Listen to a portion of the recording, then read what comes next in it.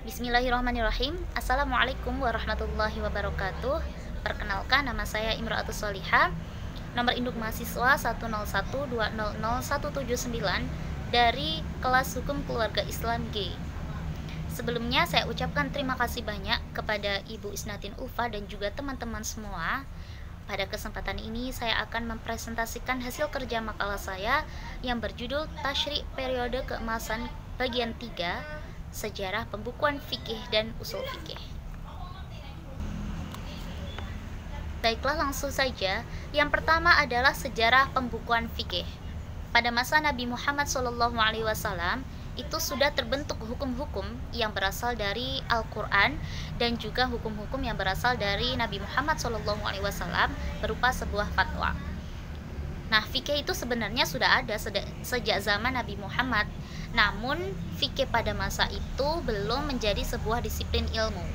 Sesudah wafatnya Nabi Muhammad SAW, banyak kasus-kasus baru, banyak permasalahan baru yang belum pernah dihadapi oleh kaum muslimin, sehingga berijtihadlah para ahli ijtihad. Nah, fikih itu pada dasarnya adalah fatwa-fatwa sahabat dan hukum atas kasus yang dihadapkan, yang tentunya berdasar pada Al-Quran dan juga hadis. Nah, sejarah dari hukum yang dibukukan pertama kali bermula dari adanya keputusan yang diputuskan oleh seorang hakim di Mesir yang pada masa itu fikih belum memiliki guru yang khusus. Kemudian pada masa Muawiyah, para hakim dari berbagai daerah ini mendesak agar keputusan-keputusan mereka itu dikodifikasikan atau dibukukan, yang tentunya memudahkan para hakim dalam mengambil rujukan. Nah, usaha pembukuan fikih ini terus berkembang. Di Madinah, ulama mengumpulkan fatwa-fatwa dari Ibnu Abbas, Abdullah bin Umar, Aisyah, dan para tabi'in. Begitu juga di Irak, Muhammad Ibrahim Al-Nakai dan Muhammad bin Hasan juga mulai mengumpulkan fatwa-fatwa dari Abdullah bin Mas'ud, Umar bin Khattab, dan Ali bin Abi Thalib, atau disebut juga asar. Asar atau perkataan, perbuatan, dan ketetapan dari sahabat.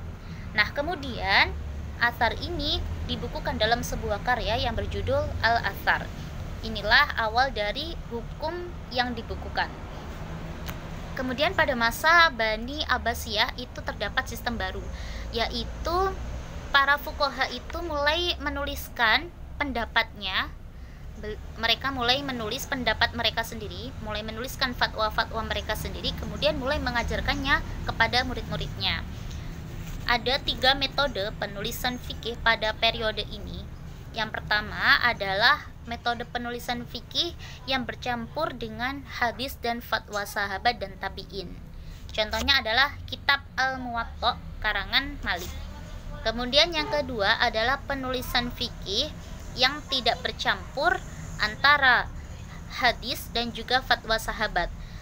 Contohnya adalah kitab-kitab ulama Hanifiyah, termasuk buku 6 yang dikenal dengan Zohir al-Riwayah. Yang ketiga adalah metode komparatif, yaitu mengetengahkan berbagai pendapat berikut sumber, metode, dan argumentasinya, lalu mendiskusikannya guna mendapat pendapat yang valid dengan dalil terkuat. Nah, contohnya dari metode ini adalah kitab Al-Mabsut yang didiktekan oleh Syafi'i, kemudian lebih dikenal dengan sebutan Al-Um. Sebenarnya apa sih tujuan dari kodifikasi ini? Jadi tujuan dari adanya kodifikasi atau pembukuan fikih ini yang pertama adalah menyatukan hukum-hukum yang memiliki kemiripan sehingga tidak terjadi tumpang tindih. Dan yang kedua, memudahkan para hakim untuk merujuk semua hukum fikih dengan susunan yang sistematik dan bab yang teratur sehingga mudah untuk dibaca. Itulah tujuan dari adanya pembukuan fikih. Kemudian lanjut, sejarah pembukuan usul fikih. Nah, usul fikih ini tentunya berhubungan dengan adanya fikih. Usul fikih itu sebenarnya sudah ada sejak adanya fikih. Namun fikih lebih dulu dibukukan. Kenapa? Karena kaidah-kaidah dan bab-bab di dalamnya itu lebih dulu dibukukan dan dibeda-bedakan. Usul fikih ini dibukukan sebagai konsekuensi dari banyaknya kaidah yang muncul dalam perdebatan para ulama. Nah, di sini juga muncul berbagai pendapat tentang siapa yang sebenarnya yang pertama kali membukukan usul fikih. Ada beberapa pendapat. Yang pertama yaitu pendapat dari golongan pendukung Hanafiyah. Mereka mengatakan bahwa yang pertama kali membukukan usul fikih ini atau yang pertama kali menyusun usul fikih ini adalah Abu Hanifah, Abu Yusuf, dan Muhammad ibnu Hasan. Menurut mereka, Abu Hanifah itu yang pertama kali menjelaskan tentang metode istinbat yang dalam bukunya Ar-Ra'yu. Nah, sedangkan Abu Yusuf dan Muhammad ibnu Hasan ini menurut golongan pendukung Hanafiyah yaitu sebagai penyusun kitab usul fikih dalam madhab Hanafiyah. Kemudian pendapat yang kedua adalah dari golongan Malikiyah. Nah, menurut golongan ini Imam Malik itu sebagai orang pertama yang membicarakan usul fikih. Namun golongan ini tidak menyatakan bahwa Imam Malik adalah sebagai orang yang pertama kali menyusun usul fikih. Yang ketiga, pendapat yang ketiga, menurut Abdul Wahab Khalaf, Muhammad bin Idris Asy-Syafi'i atau yang lebih kita kenal dengan Imam Syafi'i itu berperan dalam mensistematisasi dan membukukan usul fikih. Beliau juga dianggap sebagai bapak perintis atau bapak jurisprudensi. Namun bukan berarti di masa-masa sebelumnya itu tidak ada atau tidak pernah ada upaya istinbat. Nah, pembukuan usul fikih pada masa ini sejalan dengan perkembangan ilmu pengetahuan yang pada masa itu ada di masa pemerintahan Bani Abbasiyah, yaitu Khulafa Harun ar-Rasyid, kemudian dilanjutkan oleh Khulafa al-Ma'mun. Di masa ini juga dikenal dengan sebutan masa keemasan Islam, dengan didirikannya Baitul Hikmah atau perpustakaan terbesar di Baghdad itu. Kemudian karena Imam Syafi'i ini sudah mengetahui metode istinbat yang dilakukan oleh ulama sebelumnya, ulama Abu Hanafiyah, Imam Malik, dan para sahabat, kemudian beliau akhirnya mengetahui kelemahan dan juga keunggulannya. Lalu kemudian beliau menyusun sebuah kitab yang bernama Ar-Risalah.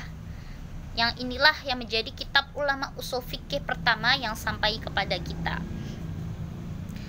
Sepeninggal Imam Mujtahid ini, usul fikih itu masih berlangsung pada arah menguatnya usul fikih yang dirintis imam-imam sebelumnya. Arah pengembangan usul fikih ada dua bentuk yang disebut aliran fikih. Yang pertama adalah penyusunan kaidah usul fikih yang tidak terpengaruh pada furu' atau cabang mazhab kaidah usul fikih. Nah, aliran ini disebut aliran mutakalimun atau aliran Asy-Syafi'i karena yang banyak berperan dalam pengembangannya adalah Imam Syafi'i. Kemudian yang kedua adalah penyusunan usul fikih yang terpengaruh pada furu' dan menyesuaikannya dengan kepentingan furu', berusaha mengembangkan ijtihad yang telah berlangsung sebelumnya. Maksudnya gimana? Maksudnya fuqaha itu mengikuti mazhab melakukan ijtihad untuk kepentingan memelihara hukum fikih yang dicapai ulama sebelumnya. Aliran ini disebut aliran fuqaha atau aliran Hanafiyah karena yang banyak berperan dalam pengembangannya adalah ulama Hanafi.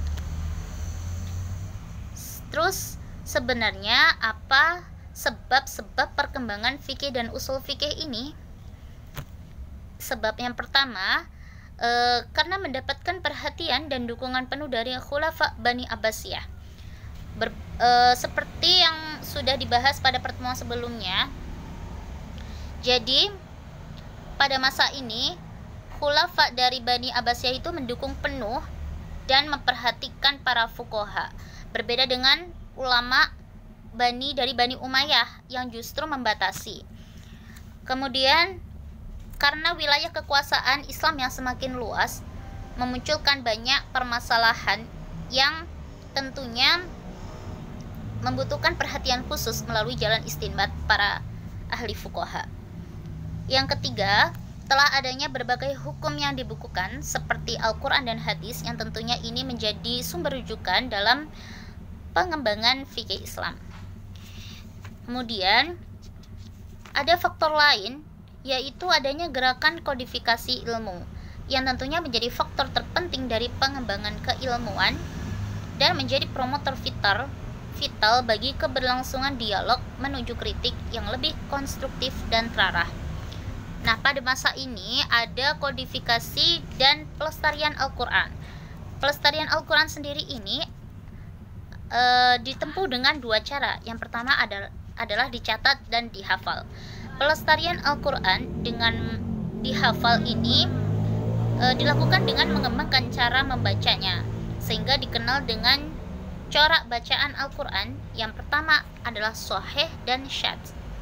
Nah, qiraah atau bacaan yang dikenal sahih ini diantaranya adalah Al-Qurra al-Sab'ah atau 7 pembaca dan Al-Qurra al-Ashar atau 10 pembaca.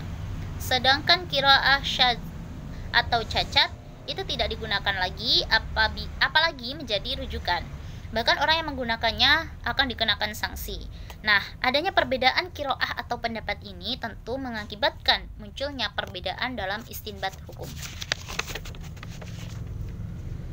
Kemudian, sebab selanjutnya adalah terdapat para ahli yang mampu berijtihad memecahkan permasalahan yang muncul di kalangan masyarakat. Inilah karya ilmiah yang diwariskan, yaitu berupa pembukuan usul fikih beserta ragam pendapatnya. Nah, dari sini muncul dampak dan pengaruh pembukuan usul fikih terhadap tasyri'. Sebelum yang sudah sebelumnya saya bahas, pembukuan usul fikih ini kan dilakukan pada masa Imam Mujtahidin 4. Ada Imam Abu Hanafi, Imam Malik, Imam Syafi'i, dan Imam Hambali. Nah, salah satu faktor diperlukannya usul fikih adalah perkembangan wilayah Islam yang semakin luas, yang berimplikasi bagi munculnya persoalan-persoalan baru yang membutuhkan jawaban hukum syara'. Untuk itu, para ulama sangat membutuhkan kaidah yang standar dan sudah terbukukan untuk dijadikan rujukan dalam menggali dan menetapkan hukum. Golongan Hanafiyah tadi mengklaim bahwa Abu Hanifah, Abu Yusuf, dan Asy-Syaibani itu sebagai orang pertama yang menyusun usul fikih. Ini dibantah oleh Ali Abdul Razak bahwa Abu Yusuf dan Asy-Syaibani menyusun usul fikih sangat cenderung untuk mendukung metode istihsan gurunya yang sangat ditentang ahli hadis. Kemudian golongan Malikiyah tadi mengklaim bahwa Imam Malik sebagai orang pertama yang membicarakan usul fikih dianggap wajar. Namun harus dicatat bahwa pembahasan usul fikih ini sudah ada sejak zaman Nabi Muhammad dan para sahabat. Kemudian Imam Syafi'i akhirnya dianggap sebagai ulama pertama yang menyusun usul fikih karena beliau secara komprehensif telah merumuskan kaidah-kaidah fikhiyah bagi setiap bab. Dalam bab-bab fikih, menganalisanya serta mengaplikasikan kaidah itu atas masalah furu', yaitu dalam kitab Ar-Risalah, yang berhasil merumuskan kaidah yang dapat menolong ulama untuk mengistidbatkan hukum dari sumber-sumber syar'i tanpa terikat pendapat seorang fikih tertentu. Jadi usul fikih karangan Imam Syafi'i ini benar-benar karangan yang independen atau karangan sendiri dan sempurna.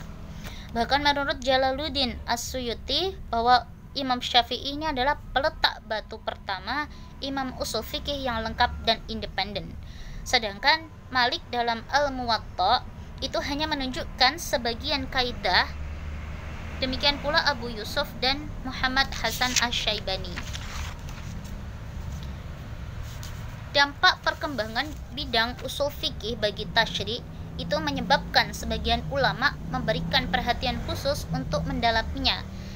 Di antaranya ada Al-Baqillani, Al-Qadi Abdul Jabbar, Abdul Wahid Al-Baghdadi, Abu Zaid Ad-Dabushi, Abu Husain Al-Bashri, Imam Haramain, Abdul Malik Al-Juwaini, Abu Hamid Al-Ghazali, dan lain-lain.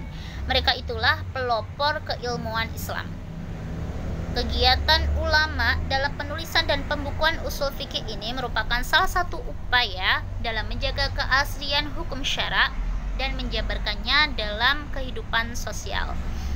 Pembukuan usul fikih ini tentunya memudahkan para hakim untuk dipelajari sebab sudah terstruktur, sudah sistematis menurut bab-babnya, sehingga dijadikan rujukan para qadi dalam menetapkan suatu hukum atas perkara.